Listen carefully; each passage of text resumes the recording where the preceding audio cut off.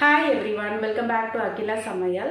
இன்னைக்கு நம்மளோட சேனல்ல பூரி சப்பாத்திக்குலாம் வந்து ஒரு சூப்பரான சைட் டிஷ் பொட்டேட்டோ பாஜி எப்படி செய்யறதுன்னு சொல்லிட்டு நான் ஷேர் பண்ண போறேன்.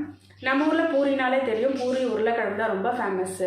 அது நான் என்னோட ஸ்டைல்ல எப்படி செய்யறேன்னு நான் உங்களுக்கு காமிக்கிறேன். ஷார்ஜால நிஷான் எனக்கு ஒரு ஃப்ரெண்ட் இருக்காங்க. அவங்களுக்கு நான் செய்யற ஒரு சில ரெசிபில இது ரொம்ப பிடிக்கும்.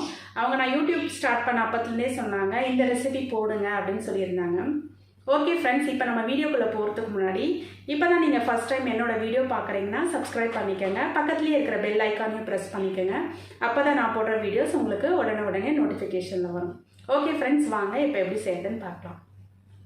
பொட்டேட்டோ கறி செய்கிறதுக்கு 4 உருளைக்கிழங்கு எடுத்து குக்கரில் வேக வச்சுக்கலாம். நல்லா குழைய வேக வச்சுக்கோங்க. இப்போ இதை தாளிக்கிறதுக்கு தேவையான பொருட்கள் என்னென்னு பார்க்கலாம். கடுகு, சீரகம், கடலைப்பருப்பு, முந்திரி தேவைன்னா போட்டுக்கோங்க. பச்சை மிளகாவை 2ஆக கீறி எடுத்து வச்சுருக்கேன். 3 வெங்காயத்தை நல்லா நீல வாக்கில் கட் பண்ணி எடுத்து வச்சுருக்கேன். அரை தக்காளி, நம்ம வேக வச்ச உருளைக்கிழங்கை தோல் எடுத்துகிட்டு நல்லா ஸ்மாஷ் பண்ணி எடுத்து வச்சுருக்கேன். இப்போ இதை நம்ம தாளிக்க ஸ்டார்ட் பண்ணிடலாம். ஃபஸ்ட்டு ஒரு கடாய் வச்சுக்கிட்டு தேவையான அளவுக்கு எண்ணெய் ஊற்றிக்கோங்க. எண்ணெய் நல்லா காஞ்சதுக்கப்புறம் ஃபஸ்ட்டு முந்திரி பருப்பை சேர்த்துக்கோங்க. நம்ம ஹோட்டல்லலாம் போய் சாப்பிட்டோம்னா கண்டிப்பாக அதில் முந்திரி பருப்பு போட்டு தான் அவங்க செஞ்சுருப்பாங்க. அடுத்ததாக நம்ம எடுத்து வச்சுருக்கிற கடுகு, சீரகம் இது ரெண்டுத்தையும் ஆட் பண்ணி நல்லா பொரியட்டும். இது பொரிஞ்சதுக்கப்புறமா 1 டேபிள் ஸ்பூன் அளவுக்கு கடலைப்பருப்பு சேர்த்துக்கோங்க. கடலைப்பருப்பு நல்லா ப்ரௌன் கலர் ஆனதுக்கப்புறமா நம்ம கட் பண்ணி வச்சுருக்கிற பச்சை மிளகாவை சேர்த்துக்கலாம். பச்சை மிளகா உங்கள் காரத்துக்கு ஏற்ப சேர்த்துக்கோங்க. இதில் நம்ம எந்த மிளகாத்தூளும் சேர்க்க போகிறது கிடையாது. அதனால் நான் வந்து 6 பச்சை மிளகாவை நீலவாக்கில் கட் பண்ணி சேர்த்துருக்கேன். அடுத்ததாக கட் பண்ணி எடுத்து வச்சுருக்கிற வெங்காயத்தையும் கருவேப்பிலையும் சேர்த்து நல்லா வதக்கிக்கலாம். இந்த பொட்டேட்டோ கறிக்கெல்லாம் வெங்காயம் நல்லா கோல்டன் ப்ரௌன் கலர் ஆகிற வரைக்கும் வதக்குங்க. அப்போ தான் நல்லாயிருக்கும்.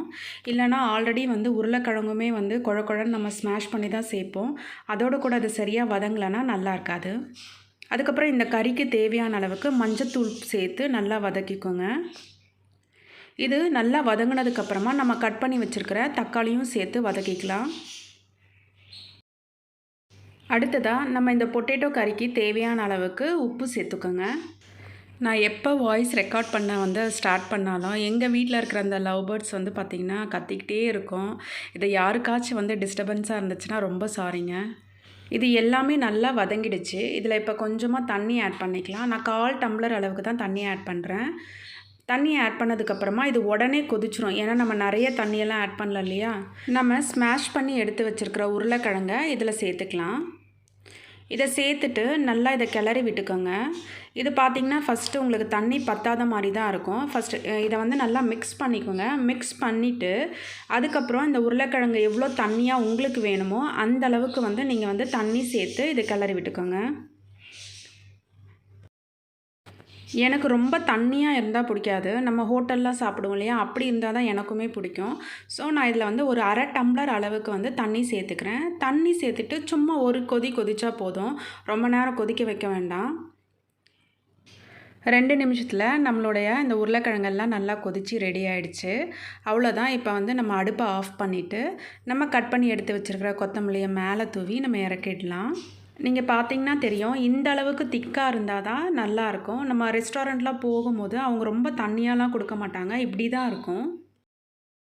பூரி சப்பாத்திக்கு ஒரு சூப்பரான ரொம்ப சிம்பிளாக டேஸ்டியாக எப்படி இந்த உருளைக்கிழங்கு செய்கிறதுன்னு நம்ம இன்றைக்கி வீடியோவில் பார்த்தோம். நான் வந்து அன்றைக்கி பிரேக்ஃபாஸ்ட்டுக்கு பூரிக்கு தான் இந்த உருளைக்கிழங்கு செஞ்சுருந்தேன். ரொம்ப டேஸ்ட்டாக இருந்தது. இந்த வீடியோ உங்களுக்கு எல்லாருக்கும் கண்டிப்பாக பிடிச்சிருக்கும்னு நினைக்கிறேன். பிடிச்சிருந்துச்சின்னா லைக் பண்ணுங்கள், கமெண்ட் பண்ணுங்கள், உங்கள் ஃப்ரெண்ட்ஸோட ஷேர் பண்ணிக்கோங்க. தேங்க்ஸ் ஃபார் வாட்சிங். Bye friends.